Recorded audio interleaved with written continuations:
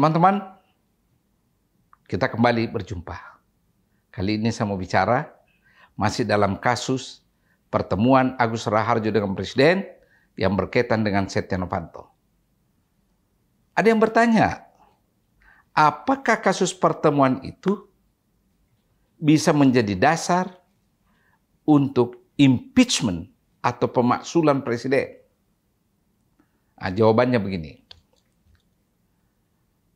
Pertama, kalau tidak ada bukti lebih dari ucapan ini, itu tidak bisa diproses. Karena apa yang diakui oleh Agus Raharjo sifatnya pengakuan sepihak. Jadi secara hukum tidak bisa.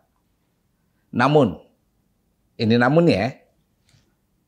kalau ke depan ada bukti misalnya, bahwa pertemuan itu terjadi seperti yang dikisahkan oleh Agus Raharjo, agak serius kita ini menghadapi masalahnya. Kenapa? Karena Undang-Undang Tipikor kita nomor 31 tahun 1999 pasal 21 jelas mengatakan seseorang tidak boleh menghalangi, dengan sengaja menghalangi dan merintangi penyidikan, penuntutan, dan persidangan dalam kasus korupsi.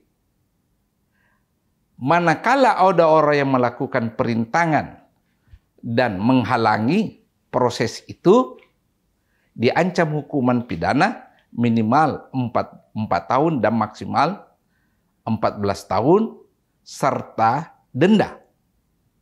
Sampai di sini ya. Ini undang-undang loh ya. Inilah yang disebut obstruction of justice. Perintangan ditegakkannya hukum. Nah, di mana kira-kira pintunya ini? Kalau memang terbukti obstruction of justice, pintunya kita kembali ke Sumpah Presiden kan? Apa itu Sumpah Presiden? Menjalankan Undang Dasar dan aturan berikutnya sebaik-baiknya dan seadil-adilnya. Kira-kira adilnya di mana itu? Kalau beliau memang terbukti membela atau merintangi penyidikan Setia Novanto. Itu satu. Kedua, di dalam Undang-Undang Dasar 45 kita, kan ada pasal di situ, kalau saya tidak salah pasal 7A. Bahwa DPR bisa mengusulkan pemakzulan Presiden Wakil Presiden kepada MPR manakala, ini ada manakala, melanggar undang-undang yang berkaitan dengan pengkhianatan kepada negara, korupsi, dan berikutnya ada kata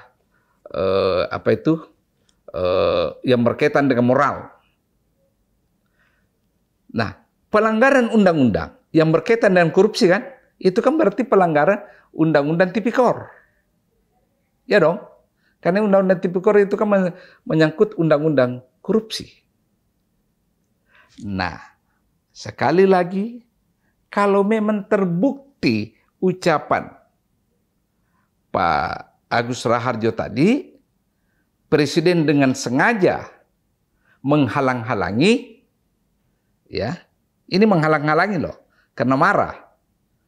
Upaya penegakan hukum itu, maka dia kena ancaman pidana.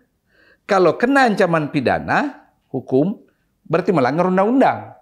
Kembali ke pasal 7A, konstitusi.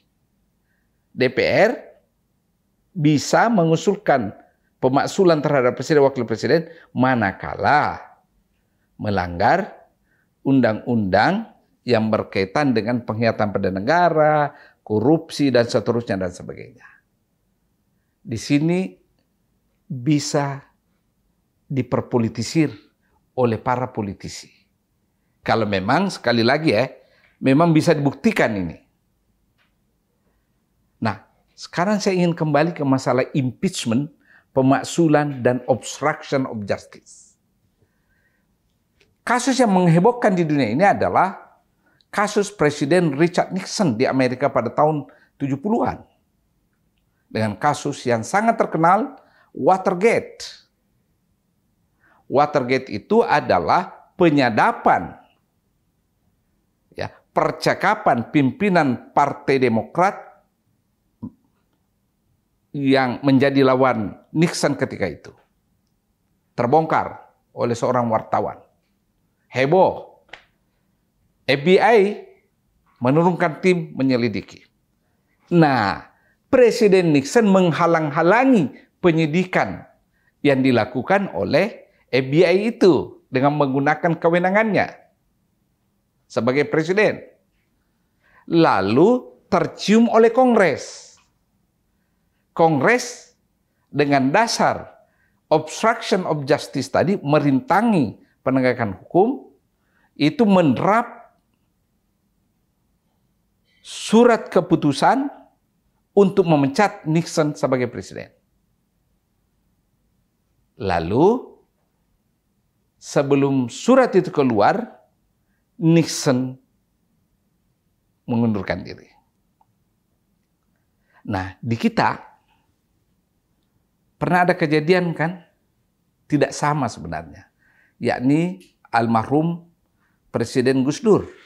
Waktu itu ada kasus yang bernama Bulogate. Wakil kepala Bulog Sepuan kabarnya memberi uang ke Gus Dur beberapa miliar rupiah. Nah, DPR heboh mau mengusut ini.